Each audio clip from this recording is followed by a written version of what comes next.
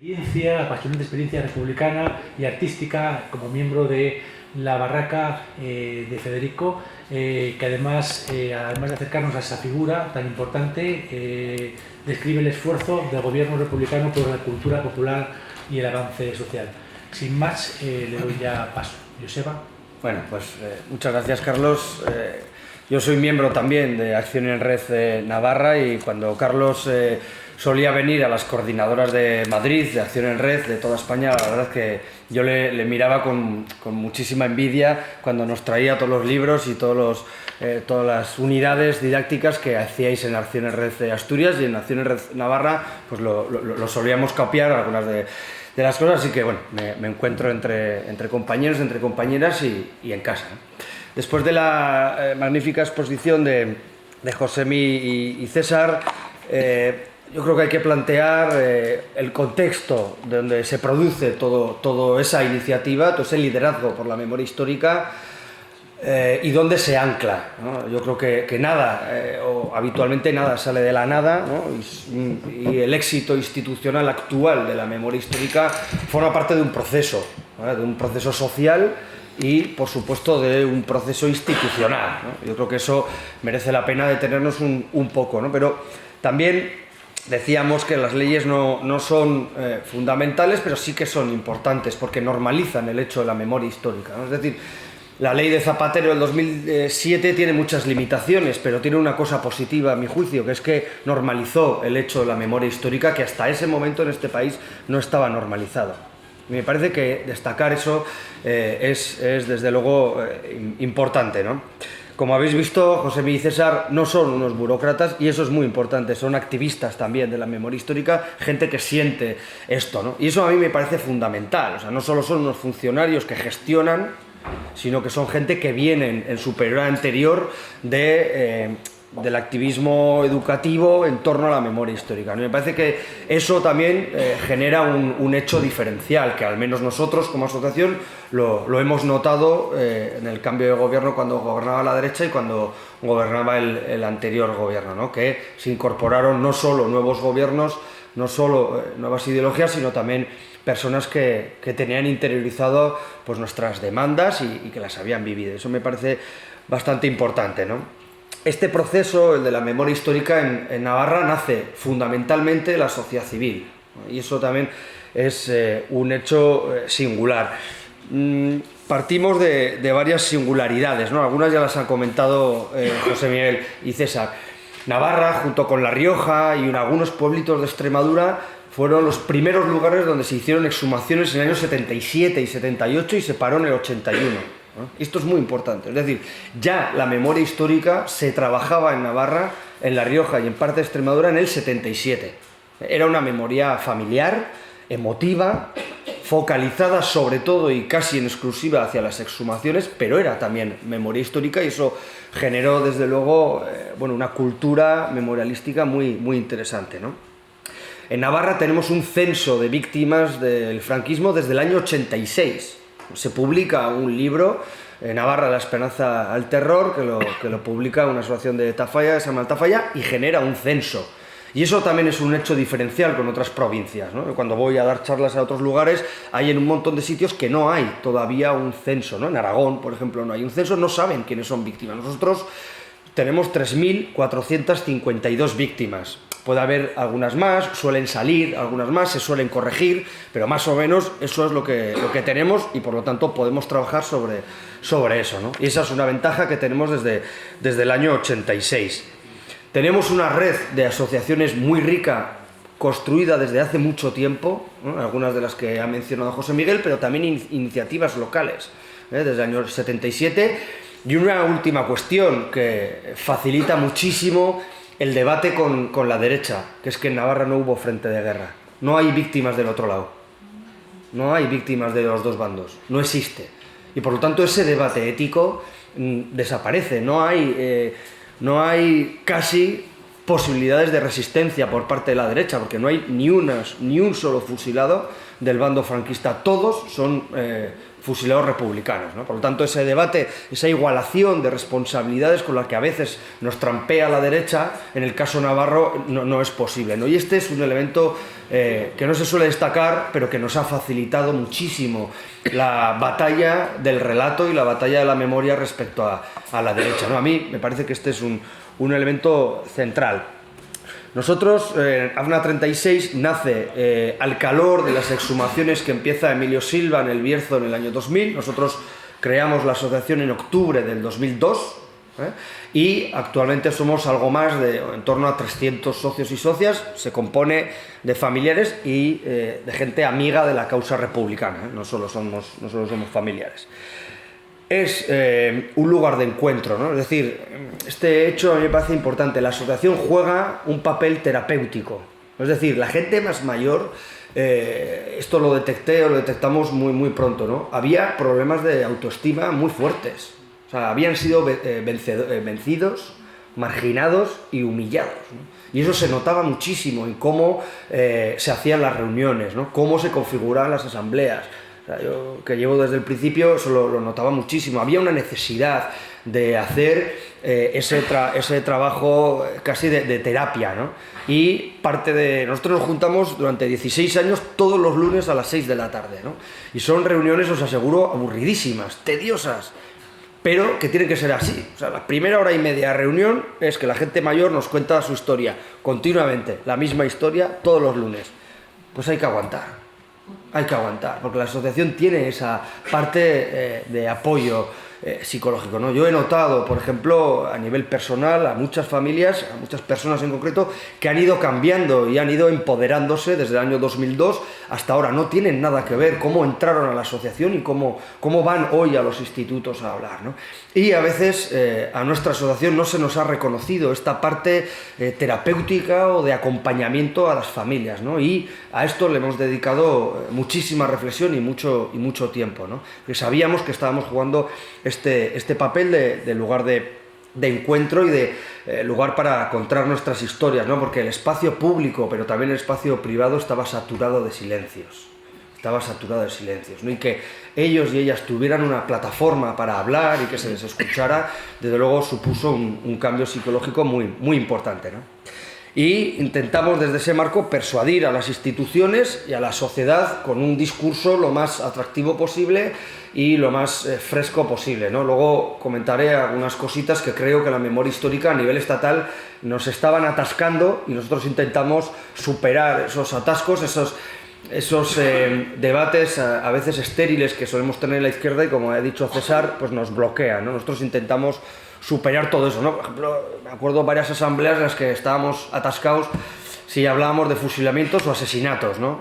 Esas cosas hay que superarlas, ¿no? No nos puede ese tipo de cosas gastar meses y meses de reuniones, ¿no? Porque eso te evita hacer cosas, ¿no? Hemos sido en ese sentido una asociación bastante pragmática, tal vez porque estábamos constituidos sobre todo por familiares y sobre todo por familiares mayores, ¿eh? Y nos ha hecho en ese sentido ser muy pragmáticos, ¿no? El de AFNA 36 ha sido un proceso muy reflexionado, ¿no? A veces la gente se cree que hacíamos no sé qué o no sé cuál cosa por improvisación, ¿no? Pero nosotros lo que hemos intentado hacer un proceso muy reflexionado sobre la memoria, sobre el dolor, sobre la empatía y sobre la ética, ¿no? Que luego intentaré introduciros esto, ¿no? Nosotros nos dimos cuenta también que, más allá de contar las grandes cifras, ¿no? En Navarra 3.400, 7.000 presos, podíamos ganar la batalla de la opinión pública si personalizábamos esos discursos, ¿no? Es decir, en todos los actos nuestros hablaba pues quien podía ser en esa ocasión el presidente o el portavoz y un familiar mayor, ¿no? Que hablaba, y eso generó muchísima empatía. Es decir, Navarra es una población muy pequeña en el que hubo una represión muy grande y casi todo el mundo conocía a alguien, aunque sea de forma lejana, ¿no? Y eso, dar la voz a esas familias, generó muchísima empatía, porque ahí va, pues a mi vecina también le ha pasado, ahí va, pues a la nieta de mi vecina. Bueno, y eso generó una red afectiva de solidaridad bastante interesante, ¿no? A mi juicio, y por eso, bueno, intentábamos que cada vez que habláramos los miembros, vamos a decir, institucionales o con cargos institucionales de la asociación, también hablaran en entrevistas, en radio, en ruedas de prensa, en actos, también hablara la gente mayor, ¿no? Porque eso, insisto, generaba mucha empatía, ¿no? Sabemos que para superar un trauma violento se necesitan al menos 3 o 4 generaciones, ¿no? Ahora nosotros tenemos que gestionar el trauma de la violencia de ETA y sabemos que va a ser difícil y va a romper, eso va a romper, ¿eh? Y nos tendremos que mirar al espejo sobre qué tipo de sociedad fuimos capaces de construir que permitió toda esa barbaridad, ¿no? Y yo creo que recordar nos coloca frente a nuestro propio espejo, ¿no? Espejo individual o espejo colectivo, ¿no? ¿Qué hizo Navarra para matar a 3.452 personas y para ser exportadores de asesinos? Porque en Navarra exportamos asesinos. Exportamos asesinos. Cuando voy a dar charlas a Valencia, o a Guadalajara o a todos los lados, es la primera cosa que me suelen preguntar, ¿no? Un navarro hablando de memoria histórica, si aquí a Valencia llegaron los navarros a matar, ¿no? Aquí en el hospital de Valdedios, las 17 enfermeras que violaron y mataron fueron las brigadas navarras. No, hablar de eso me parece que es sano.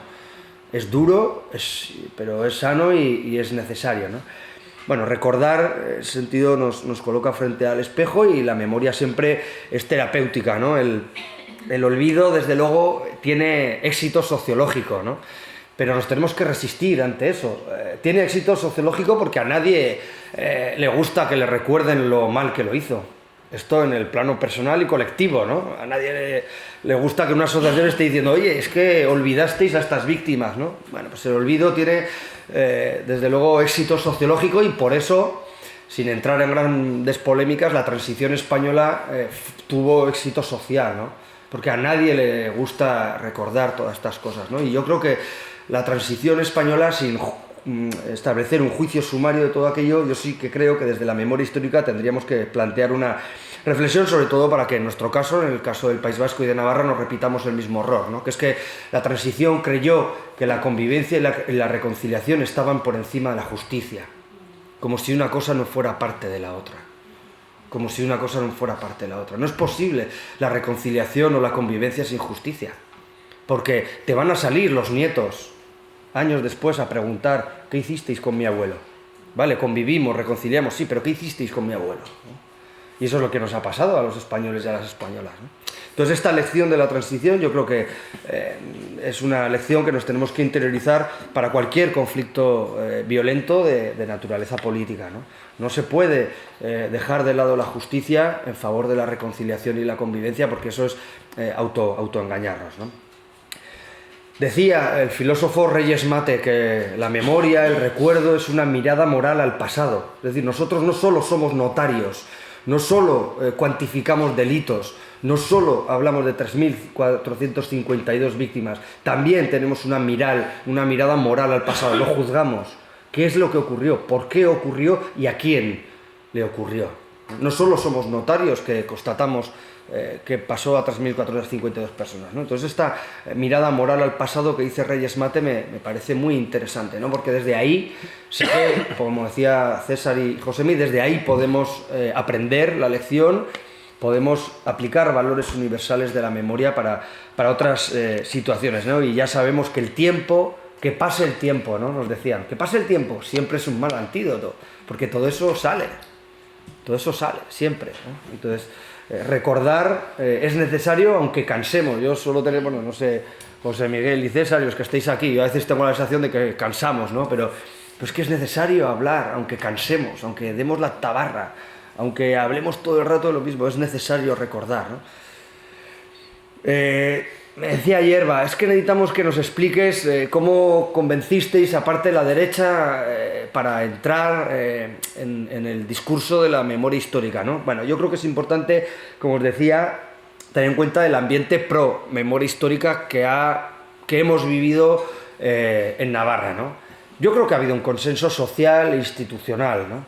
Es un consenso social e institucional en el que hay tensiones, en el que hay contradicciones, en el que hay pasos atrás y pasos adelante, pero sí que creo que hay un consenso social e institucional. Es decir, la derecha ante las grandes votaciones de la memoria histórica, no ha votado en contra. La ley de memoria histórica UPN se abstuvo, cuando se construyó el Parque de la Memoria también se abstuvo, y sus ayuntamientos, los grandes ayuntamientos, nos dieron dinero. Es decir, en Pamplona gobernaba por mayoría absoluta UPN, se abstuvo en la moción, sin embargo nos dio los 30.000 euros. Nos dio 30.000 euros la derecha para construir el Parque de la Memoria, ¿no? Otro ayuntamiento es el segundo mayor, Tudela, estaba gobernado por mayoría absoluta por la derecha, y pasó lo mismo, nos dieron 3.000 euros la derecha, ¿no? Bueno, eso... hay tensiones, por supuesto, hay contradicciones, ¿no? Y hay enfrentamientos fuertes, pero sí que creo que hay, en ese sentido, ciertos consensos que permanecen en el tiempo, ¿no? Los rasgos de mi asociación, de nuestra asociación, son, sin tratar de extenderme en exceso, esto, ¿no? Es decir, en primer lugar, ser una asociación útil. Y ahora os voy a decir a qué me refiero con esto, ¿no? En segundo lugar, el centro son las víctimas como referencia social. Quiero decir, yo soy militante republicano, pero el concepto republicano como tal, o la manifestación republicana como tal, no apareció hasta el 2007. Nosotros nos fundamos en el 2002. Es decir, lo primero que hicimos es exhumar y exhumar, porque era lo urgente. Luego ya aparecieron otras cosas, ¿no? Y una tercera cuestión, el peso de lo ético como mirada legitimadora, es decir, ya lo han comentado ellos, ¿no? Nosotros en el 2002 estábamos sufriendo el drama del terrorismo. ETA estaba asesinando. Y el ambiente en algunos pueblos de Navarra era irrespirable para la gente del Partido Socialista y de UPN. No se podía vivir. No se podían expresar. Y nosotros teníamos que decir algo ante eso. No nos podíamos callar. Y nuestro lema es nunca más y para nadie aquellos horrores. Es decir, logramos tener una autoridad ética. Y esta creo que es una de las claves de por qué la Asociación de Familiares de Fusilados de Navarra fue capaz y es capaz de tener una capilaridad en todos los sectores sociales, en todos los sectores políticos y en casi toda la geografía navarra, ¿no? Porque tenemos autoridad moral, porque tenemos autoridad ética, porque tenemos un discurso clarísimo en este sentido, ¿no? El nunca más y para nadie aquellos horrores. Y esto sí que me parece central, al menos de nuestra asociación, ¿no? Y luego, pues como miembro de Acción en Red, lo que hicimos es poner en marcha un movimiento social de libro. Es decir, estudiar, pensamiento crítico, ¿no? Detectar el problema, agrupar a las personas damnificadas y contactar con las instituciones, ¿no? Son los pasos que en Acción en Red casi siempre hemos hecho con buenos tratos o con inmigración o con los temas donde hemos actuado, ¿no? Es decir, hablar con las personas damnificadas, lo primero, eso es lo que nosotros intentamos hacer. Os voy a plantear tres pilares de nuestro trabajo, ¿no? Nosotros empezamos en el 2003, que es un poco el antecedente de la ley, el trabajo que hicieron ellos, ¿no? Que es una declaración institucional que aprobó el Parlamento de Navarra. En la historia de Navarra solo ha habido tres plenos extraordinarios. Uno de ellos para aprobar el Estatuto de Autonomía, el mejoramiento, y otro para esto, ¿no? En el 10 de marzo del 2003 se hizo un pleno extraordinario porque cogimos un filón, porque había un presidente del Parlamento que era el Partido Socialista y que era cercano a nuestras demandas, y aprovechamos ese filón y se hizo un pleno extraordinario, ¿no? Hubo una resistencia fuertísima de la Iglesia, tanta resistencia que este pleno extraordinario fue el 10 de marzo y el obispo de aquel entonces escribió una carta el 8 de marzo en todos los periódicos de Navarra en contra de la declaración, ¿no? Cuando él conocía la declaración 6 meses antes, ¿no? Es decir, él eligió darle una patada al panal, como decimos coloquialmente, 2 días antes del pleno extraordinario para poner todos los consensos que se había logrado en riesgo, ¿no? Fijaros la maldad que tiene el asunto, porque el obispo, esto lo he contado pocas veces, ¿no? Pero el obispo conocía la declaración que se iba a aprobar 6 meses antes, ¿no? Y decidió hacer esto el 8 de marzo. Había, por supuesto, una incomodidad de la derecha por el discurso íntegro que os he comentado antes de la ética, ¿no? Porque no había filones o huecos donde poder criticarnos, ¿no? Y, como os he dicho, había un filón en el presidente del Parlamento que pudimos aprovechar, y todo aquello fue muy legitimador para lo que luego hicimos, ¿no? Josemi se ha referido al Parque de la Memoria, ¿no? Fijaros, el Parque de la Memoria es un parque real, tiene sus plazas, tiene sus paseos, tiene sus bancos, son 7.000 metros cuadrados, que se dice pronto.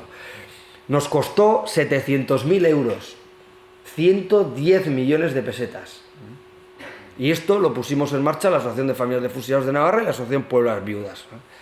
A veces se exagera, y yo creo que esto es un mito que merece la pena ser riguroso, y de no, el ámbito social lo puso en marcha.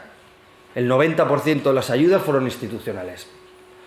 Sin las instituciones no podríamos hacer esto, ¿no? A veces se reconstruye un poco también la mitología de los movimientos sociales, pero no es verdad. El 90% de las ayudas fueron institucionales, ¿no? 250.000 euros los dio el Gobierno de Navarra, 150.000 euros nos dio el Gobierno de España cuando estaba Zapatero, y unos 96.000 euros los 110.000 euros, perdón, los 90 ayuntamientos que lo aprobaron, ¿no? Es decir, que fueron las instituciones quienes plantearon esto. Hay, como veis, un muro, que ahí están las 3.452 personas, una plaza central, una escultura que la hemos puesto hace poquito de las mujeres, bueno, una serie de textos más o menos alegóricos de la memoria histórica, y como somos una asociación, y esa era nuestra intención, este año le cedimos la propiedad y la gestión del Parque de la Memoria, que hasta entonces era propiedad de las asociaciones, se la cedimos al parque, o sea, al gobierno, es decir, a la sociedad navarra, ¿no? Es decir, le devolvíamos a la sociedad navarra aquello que nos había dado, ¿no? No es un lugar para enterrar, no es un lugar para la tristeza, sino que es un lugar para la convivencia, ¿no? Y los textos se suelen referir a ese tipo de cosas, ¿no? Por eso hay dos plazas centrales que son redondas, ¿no? Y lo primero que tú te encuentras en el parque es unos olivos, en fin, todo es una metáfora urbanística y arquitectónica sobre qué debe ser la memoria histórica, ¿no? Vale. Cuando desde la Asociación de Familiares de Fusilados de Navarra empezamos a redactar la Ley de Memoria Histórica de Navarra, que estamos hablando, planteábamos una visión crítica de la ley estatal de Zapatero por varias cuestiones, ¿no? Pero bueno, en primer lugar, lo positivo, ya lo he comentado, la Ley de Memoria Histórica del 2007 normalizó el hecho de la memoria histórica, ¿eh? Eso yo creo que es muy importante. Abordó parte de nuestras reivindicaciones, las brigadas internacionales, etcétera, y dotó de fuertes subvenciones a las asociaciones, ¿no? Como os he dicho, el Parque de la Memoria, o exhumaciones que hicimos de forma posterior, ¿no? Pero yo sí que creo que tenía errores bastante importantes que intentamos corregir en la Ley de Memoria Histórica de Navarra, ¿no?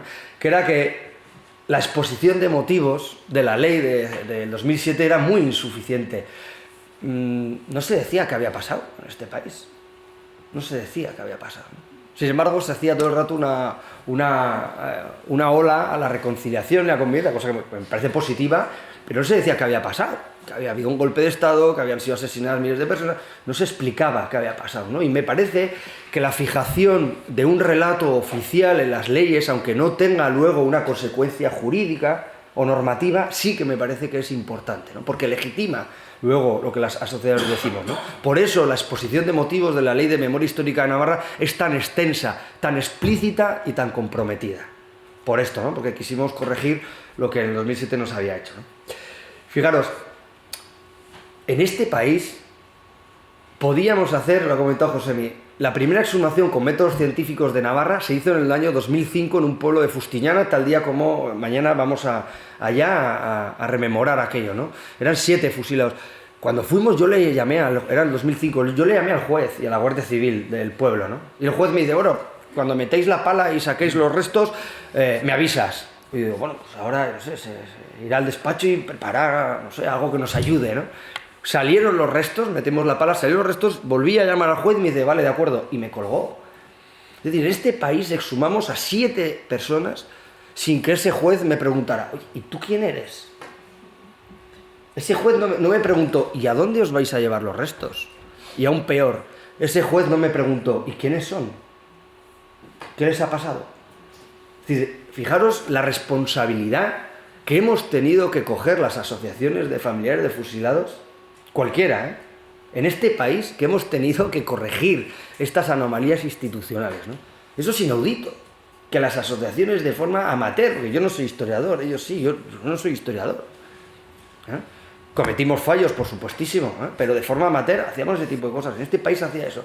En el año 2007 hacemos una exhumación con las subvenciones del gobierno, ¿no? Una exhumación del cementerio de las Botellas, que ha comentado César y José Miguel, que es un cementerio de 131 presos del Fuerte San Cristóbal que mueren por neumonía y tuberculosis, ¿no? Bien, de acuerdo, pero es que esos 44 cuerpos los tuvimos que llevar en nuestros coches. A Córdoba, Jaén, a Salamanca. Yo llevé siete cuerpos en un viaje en mi coche. ¿Cómo es posible que en el año 2007 yo tenga que llevar con mi dinero unos restos por toda España y recorrerme desde Pamplona hasta Jaén? ¿Cómo es posible que eso ocurriera? Con una ley ya en vigor, ¿eh? Una ley ya en vigor, ¿no? Entonces, esto sí que me parece que es importante, ¿no? Es decir, nos ayudó esas subvenciones, pero lo que hizo es subcontratar. Es decir, las exhumaciones son responsabilidades de la administración pública, ¿no? Y es lo que hemos intentado corregir luego en todas las leyes autonómicas, ¿no? Por supuesto, la anulación de juicios, etcétera, y sin capítulo sancionador, pues no se retiran los símbolos franquistas, ¿no? La ley de memoria histórica del 2007 tiene retirada del símbolo franquista, pero como no había capítulo sancionador, pues nadie lo hace o poca gente lo hace, ¿no? Nosotros hacemos una ley de memoria histórica en la asociación, que es la que finalmente se aprobó, en base a este tipo de cosas, ¿no? Como os decía, la exposición de motivos, un elemento central para nosotros, las exhumaciones, los símbolos franquistas, los homenajes particulares, que decía José Miguel, a los grupos, el ámbito educativo, los lugares de la memoria y los bebés robados. Decíais, ser la primera ley tiene sus ventajas, pero también sus desventajas. Es decir, la ley, cuando la redactamos, tuvimos nuestros olvidos y nuestras ingenuidades. Quiero decir, la ley de Navarra original del 2013 tenía un capítulo para la retirada de símbolos franquistas, pero no tenía un régimen sancionador. Y nos dimos cuenta de que sin régimen sancionador aquello no funcionaba, porque había alcaldes de la derecha pues que no retiraban, ¿no? Eso lo corregimos posteriormente con una nueva ley que se incorporó como régimen sancionador, ¿no? Y es verdad que el gobierno de Navarra, el anterior, con ellos dos, tuvo la buena idea de hacer una ley propia de lugares de la memoria y darle entidad y desarrollarlo, ¿no? Me parece que es mucho más acertado hacerlo así y no como nosotros lo hicimos, porque es verdad que quedaba como muy secundario tal vez el asunto de los lugares de la memoria, ¿no? Y también en el 2013 todavía el asunto de los bebés robados no se hablaba, no conocíamos como la magnitud del asunto, y lo que hicimos, y aquí también fue Navarra pionera, hicimos una ley propia de bebés robados, que es mucho más difícil de desarrollar. Yo eso lo entiendo, las asociaciones lo entendemos, pero bueno, fue una ley pionera a nivel estatal, ¿no? Las exhumaciones, como sabéis, es la parte más impactante, tiene una fuerte repercusión, sirve como impacto, como golpe, como empatía, efecto sanador, y es lo más urgente, ¿no? Es decir, no podíamos esperar a tener una ley, ¿no? Por esto, porque esa señora está recogiendo a su padre y tiene 84 años ya. No podíamos esperar a no sé qué debates y a no sé qué cosas. Necesitamos una ley de forma urgente para abordar todo ese tipo de cosas, ¿no? Esa es la recogida de... Ella es de Córdoba y viene a Pamplona a recoger los restos de su padre, que era preso en el Fuerte de San Cristóbal, ¿no? Para abordar ese tipo de cosas necesitábamos ser ágiles administrativamente, ¿no? Nosotros tuvimos al principio, en 2002-2003, unos enfrentamientos durísimos con algunas asociaciones que nos acusaban de romper pruebas judiciales cuando abríamos fosas, ¿no? Yo les decía, decírselo a los familiares. Decirle, mira, yo no voy a exhumar a tu padre porque creo que en un hipotético futuro podemos juzgar al franquismo. Verás lo que te dicen las familias, ¿no? Las familias te van a decir, exhumar ya a mi padre, dejarme de historias, ¿no? Me parece que no perder esa dimensión me parece que es central, ¿eh? Pues nosotros podemos divagar y reflexionar sobre cosas muy interesantes, ¿no? Pero los derechos de esas víctimas, que son urgentes y que tienen 85 años, hay que cumplirlo ya, ¿no? Y como me ha dicho José Miguel, me parece que es una clave, en realidad no hay mayor prueba judicial que abrir una fosa, porque ahí te aparecen elementos individuales, ¿no? Un boli, una cartera, unas gafas, monedas, etcétera, ¿no? Entonces yo creo que a veces la memoria histórica hemos tendido a eternizarnos esos debates y nos hemos alejado de las necesidades reales de las familias, ¿no? Esta es la primera exhumación que hicimos, y como Paco Echeverría pues es tan didáctico, nos hizo recrear cómo estaba, ¿no? Ahí. Una anécdota, bueno, sin ser vanidoso, ¿no? Pero yo soy uno de esos, y me fui a casa y miré la identidad del que a mí me había tocado, ¿no? Y justo tenía mi edad, tenía 25 años, y me impactó muchísimo aquello, ¿no? Que justo tuviera mi edad, ¿no? Es decir, que llevar a gente joven a las exhumaciones, generar esa empatía, generar esa cercanía es principal, ¿no? Ocurre, por ejemplo, tengo un librito sobre las mujeres republicanas, ¿no? A veces pensamos en las viudas como gente mayor, pero es que las viudas en aquel entonces tenían 25 años, 26, 27, ¿no? Entonces, cuando vamos a hablar a los institutos, por ejemplo, hablamos a gente joven, y yo siempre les digo, haceros la idea de que tenían 20, 21, 22, 24 años esa gente, ¿eh? Que igual vosotras pensáis que es gente mayor, pero era gente muy, muy joven, ¿no? Bueno, todo este tipo de cosas ya las han comentado ellos, ¿no? El mapa de fosas, el banco de ADN, en fin. Fijaros, yo creo que otro de los errores o otras de las deficiencias de la ley del 2007 es que la había redactado alguien que no trabajaba en la memoria histórica y que no había visto tal vez nunca una fosa, ¿no? Nosotros nos encontramos con un problema bastante considerable, que yo creo que lo resolvimos bastante bien, y que cuando me llamaron para valorar o analizar la ley del gobierno de Aragón y la ley de Valencia, también les advertí, ¿no? Que hay que tener cuidado con esto.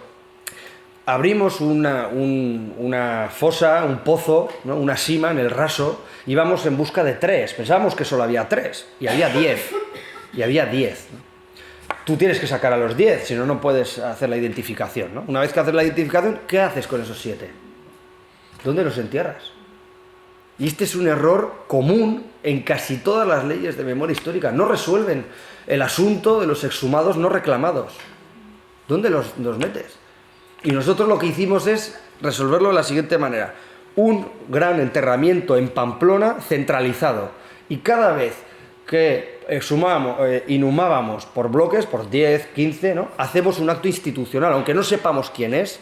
Hacemos un acto de homenaje en el cementerio de Pamplona y los traemos, ¿no? Entonces el Ayuntamiento de Pamplona, en un convenio con nosotros y con el Gobierno de Navarra, hizo un enterramiento colectivo preparado para 80 cuerpos y ya hay que ampliarlo, fijaros, ¿eh?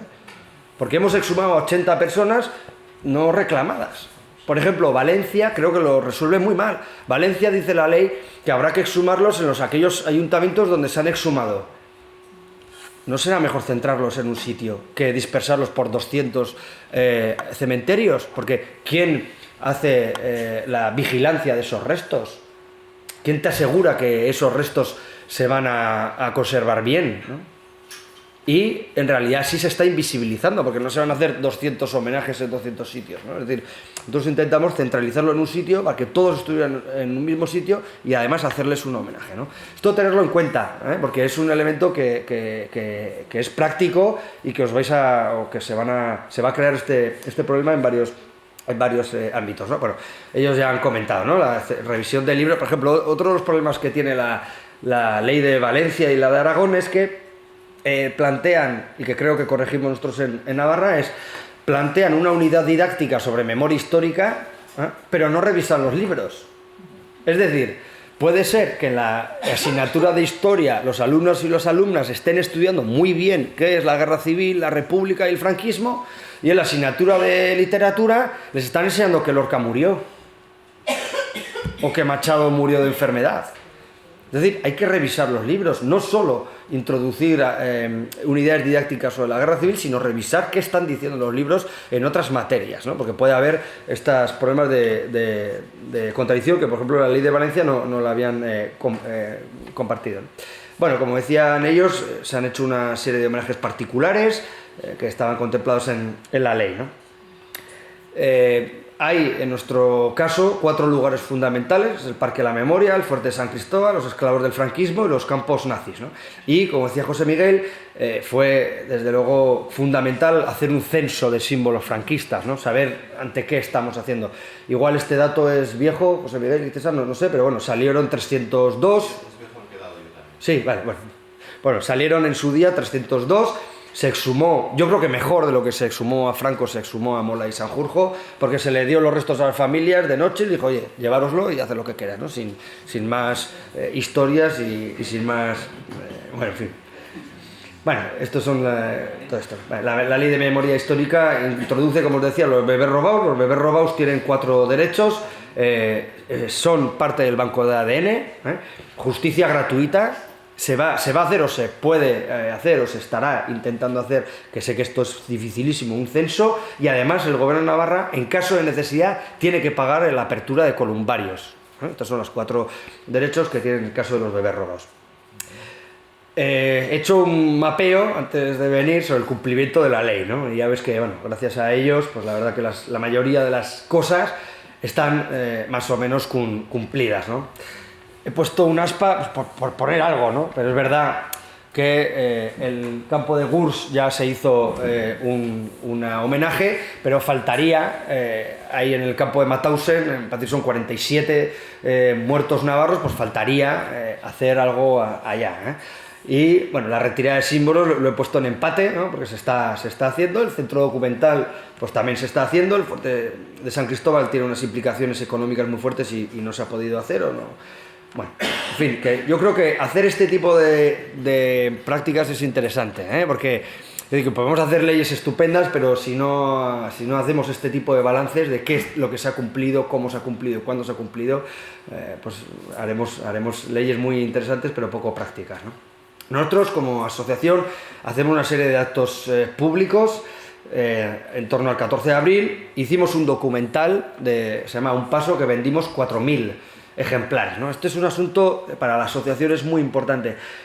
Para hacer el Parque de la Memoria nos recorrimos 36 pueblos, ¿no? Todos los viernes durante un año presentábamos el parque en un pueblo, dábamos charlas, ¿no? Es decir, lo que os decía, la capilaridad, ¿no? Esto es muy importante, que tú ahí generas un movimiento social tremendo, ¿no? Y con el documental A Un Paso hicimos eso, es decir, presentarlo en más de 50 pueblos, con el costo personal que eso supone, todos los viernes y todos los sábados ir a los pueblos y echar el documental y hablar con la gente, ¿no? Había pueblos donde había 60 personas y había pueblos donde solo había 3, pero es igual, la asociación tiene que estar presente ahí, ¿no? Para eso hace falta un nivel de militancia muy fuerte, ¿no? Pero eso a mí me parece clave, ¿no? Hicimos una exposición y luego participamos en los homenajes locales, ¿no? Este es, bueno, pues nuestro gran homenaje que hacemos en torno al 14 de abril, que participan unas 1.500 personas, que para una ciudad como Pamplona pues es bastante, ¿no? Bueno, la utilidad de AMNA 36 yo creo que está clara, la memoria terapéutica, como os he dicho esto, el prestigio del trabajo de la memoria histórica.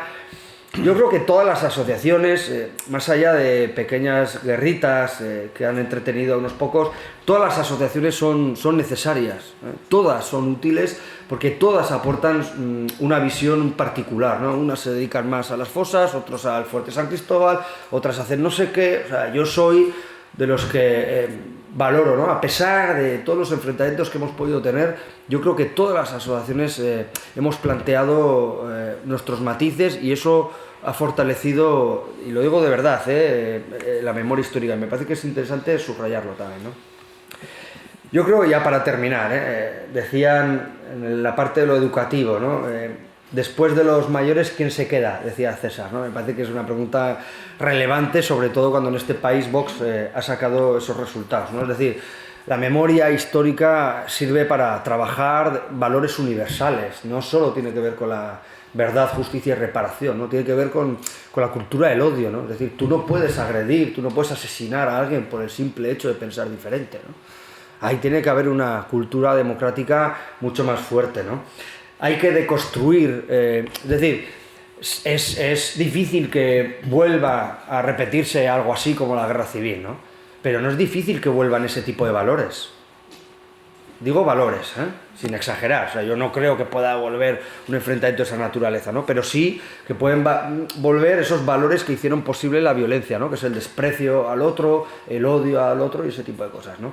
Y, por último, bueno, pues el valor de la resolución no violenta de conflictos, ¿no? Que forma parte de una sociedad compleja y moderna, ¿no? Yo creo que esto, no solo verdad, justicia y reparación, sino que este tipo de cosas yo creo que son centrales, ¿no? Yo creo que tenemos la obligación de recordar a toda esta gente que sufrió muchísimo por la libertad y por la igualdad en este país, y yo creo que en ese sentido siempre tendremos una deuda pendiente hacia aquellas mujeres y aquellos hombres que lucharon por los valores republicanos. Gracias.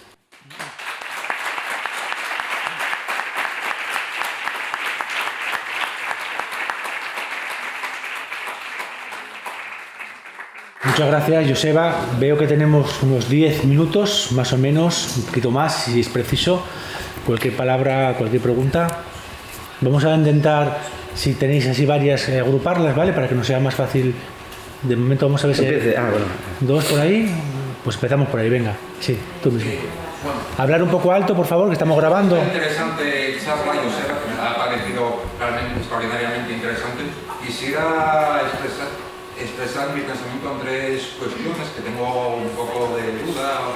La primera de ellas es, has hablado del papel de la asociación en la actualidad social y política de Navarra durante estos últimos 20 años y de cómo, de una u otra manera, ha buscado una cierta batalla o una referencialidad o una hegemonía.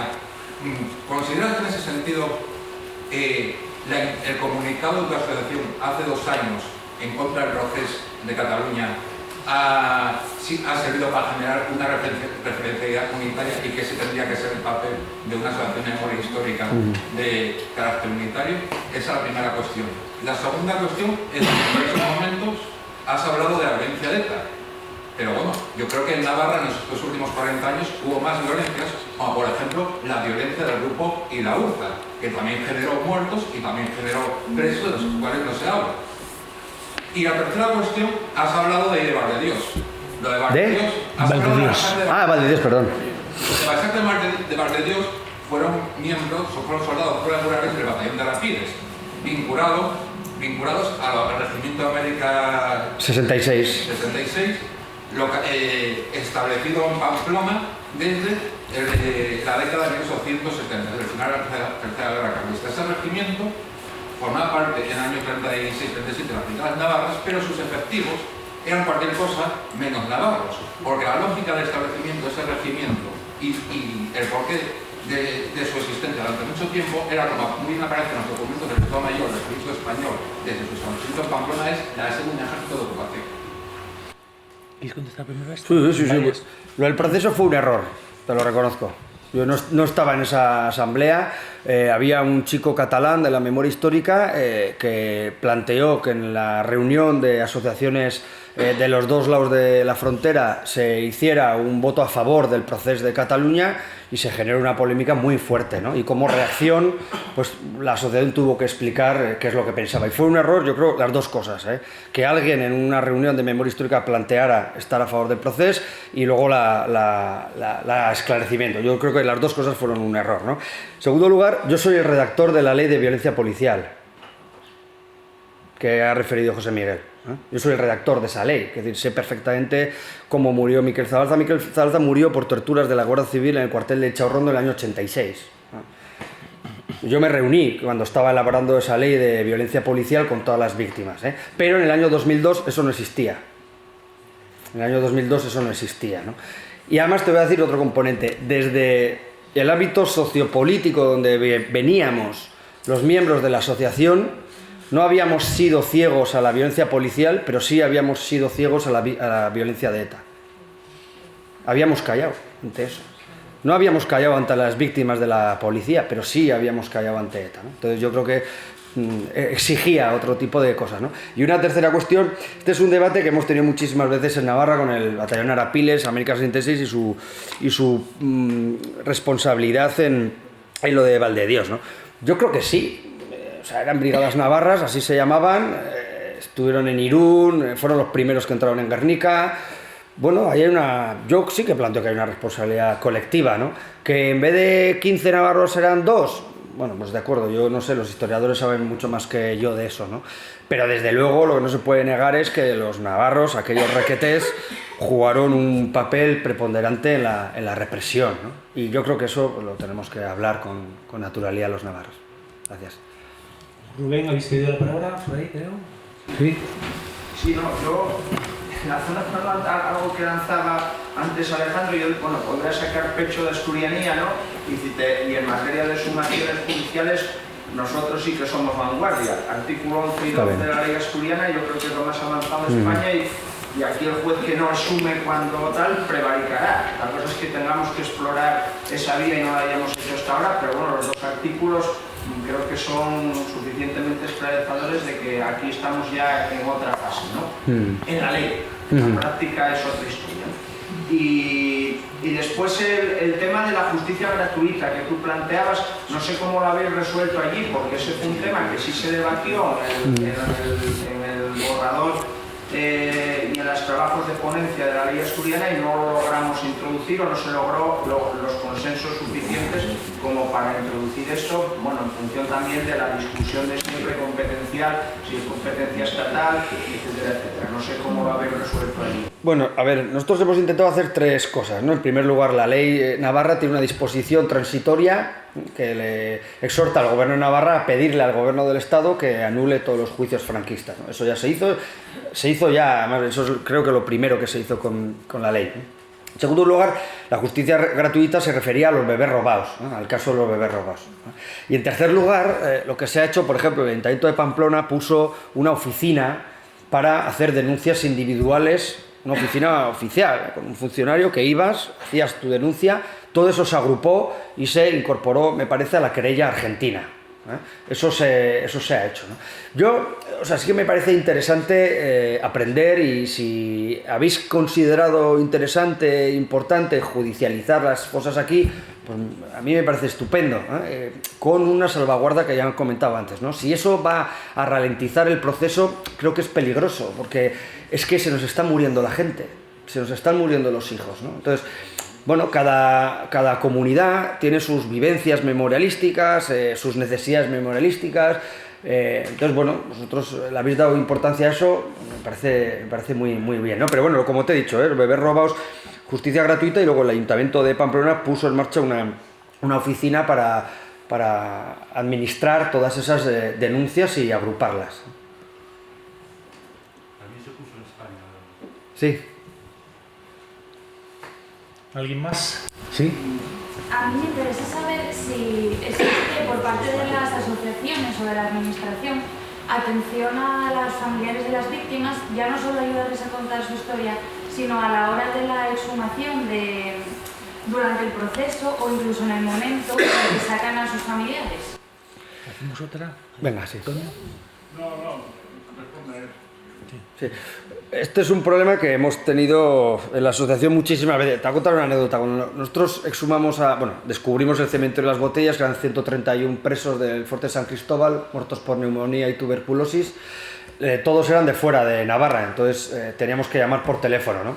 Pues un tiempo yo fui el encargado de llamar y no sabía cómo darles la noticia, ¿no? ¿Qué dices? He encontrado los restos, tu padre, he encontrado el cuerpo de tu padre, ¿cómo lo expresas? Quiere decir que el nivel de amateurismo también ha hecho que, me imagino que todas las cosas no las hayamos hecho fáciles, ¿no? o acertadas. Y yo sí que creo, firmamos un convenio con Psicólogos Sin Fronteras, ¿eh? Porque había familiares que se derrumbaban, pero literal y físicamente, ¿eh? Entonces, cuando nosotros hacíamos las exhumaciones, acudían psicólogos a ayudar a las familias a gestionar todo aquello, ¿no? Porque, claro, es cuando esta persona recoge los restos de su padre, Pepe, ahí se está despidiendo de él. Yo lo veo clarísimo, ¿no? Está despidiendo de él. Hay una despedida ahí pendiente durante 80 años, ¿no? Menos mal que todas esas son sus hijas y ella se siente arropada, ¿no? En esa ocasión teníamos a un psicólogo ahí, ¿eh? Pero yo no sé ahora, bueno, César, no sé si ahora actúa psicólogos. Protocolarizada no existe ese servicio. Sí que es verdad que es una de las cuestiones que de todas maneras, todo el tema de comunicación con las familias se cuida lo más posible. Pero es cierto que no hay una... De hecho, hemos hecho algunos contactos que era atención psicológica, consultaciones y demás. También ha habido algunas otras solicitudes, se han gestionado, se han sacado adelante, pero no hay un servicio de mire, vaya a esta puerta, ¿no? O sea, se atienden, se resuelven y conforme también van generando, ¿no? Y a partir de ahí, bueno, pues vamos viendo también, ¿no? Las necesidades. Lo cierto es que con esas resoluciones más o menos individuales ha sido suficiente. Sí. Nosotros lo que también hicimos, por ejemplo, unas actividades con Psicólogos Sin Fronteras, que a mí me gustó muchísimo y me impactó, es que se reunieron los psicólogos uno a uno con las víctimas y les pusieron tarea y les hacían escribirle una carta a su padre desaparecido, ¿no?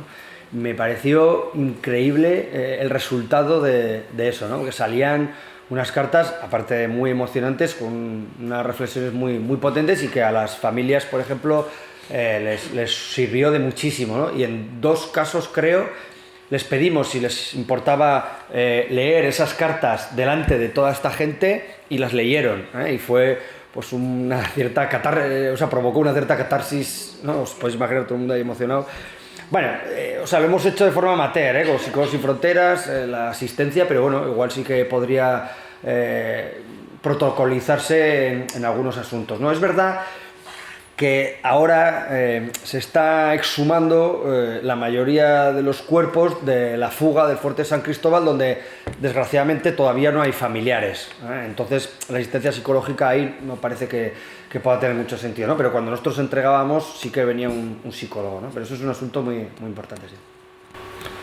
¿Tutos? Bueno, yo en realidad no es una pregunta, simplemente pues agradeceros a ti, a los anteriores ponentes por la exposición, que bueno, yo la vivo con una envidia, que bueno, que no es otra cosa que otra forma de deseo, supongo. Es decir, nos habéis pintado un camino que aquí tenemos que recorrer, algo hemos recorrido y algo hay, pero yo veo un plan, veo un proyecto, en vuestra exposición, más allá de hablar de dinero, de todas esas cosas que queda feo siempre, veo que lo importante es organizar un proyecto y un proyecto se construye andando, que es yo creo que es la enseñanza que nos habéis dado. Hay educación, hay cultura, hay lugares, hay 100.000 aspectos de la memoria. Igual deberíamos dejar de hablar de memoria y ahora empezar a hablar de memorias, en vez de andar con el discurso de si democrática o histórica, pues empezar a hablar de memoria. Y bueno, pues nada, pues agradeceros porque para mí es muy ilustrativo, muy enriquecedor. Y venga, vamos con la última. Yerba. Te avisé. En la trayectoria de AUNA, ¿cuál crees que ha sido vuestro mayor acierto y cuál crees que ha sido vuestro mayor error? Así podemos aprender de las dos cosas. Bueno, yo creo que nuestro mayor acierto ha sido el de agrupar a la gente más mayor de la memoria histórica, ¿no? O sea, en torno a nuestra asociación, por lo que sea, porque fuimos los primeros, es donde se agrupa la mayoría de la gente de 80 años, ¿no? Yo creo que eso es un acierto, ¿no? Yo creo que es un acierto que no se ha valorado lo suficiente, ¿no? No digo institucionalmente, digo socialmente, es decir, hemos generado ahí un ámbito terapéutico muy interesante, ¿no? Casi de forma inconsciente, ¿no?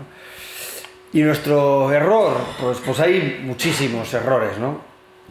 Uno de ellos, por ejemplo, tal vez ha sido perder demasiado tiempo en discusiones absurdas con otras asociaciones, ¿no? En el que yo personalmente he intentado siempre estar alejado, pero es verdad que eso teníamos que haber sido mucho... O sea, yo siempre he creído que el trabajo trabajar es lo mejor, ¿no? Y debatir, pues, para el bar o para el pasillo, ¿no? Pero trabajar, o sea, hacer cosas, me parece que eso es lo fundamental y creo que nos hemos atascado en exceso, ¿no? Y luego, por echarles una mano a estos dos que han estado, creo que en algún momento no hemos sido capaces de interiorizar el momento de transición entre el no apoyo institucional y en el que la asociación hacía todo y era lo central y era el agente central, a ver cómo un gobierno está haciendo lo que tú hacías antes, ¿no? Ese momento de transición, pues tal vez la asociación no supo gestionarlo, ¿no? Pero para eso tienes que tener humildad, tienes que ser generoso con la institución, ¿no? Porque ahora ya no eres tú quien hace la exhumación, lo hace un gobierno, ¿no? Entonces yo creo que ese cambio, generó algunos rollos, ¿no? De celos. Y me parece que las asociaciones tenemos que ser conscientes de que si hacemos una ley es para que el gobierno haga parte de nuestro trabajo, ¿no? Y cuando lo hace, pues bienvenidos sea, ya les criticaremos si creemos que no, ¿no? Pero bueno, ese momento de transición, que yo creo que igual lo hicimos porque no estábamos acostumbrados a ganar, ¿no? Tal vez, y que lo hicieran bien, ¿no? Pero yo creo que eso sí que generó cierta tensión interna y externa, y yo creo que nos confundimos ahí también, sí. Sí. Pues nada, muchas gracias a todas, a todos por participar en esta mañana, esta primera parte de la jornada. Ahora toca comer aquí mismo, en este mismo edificio, y nos vemos luego de tarde.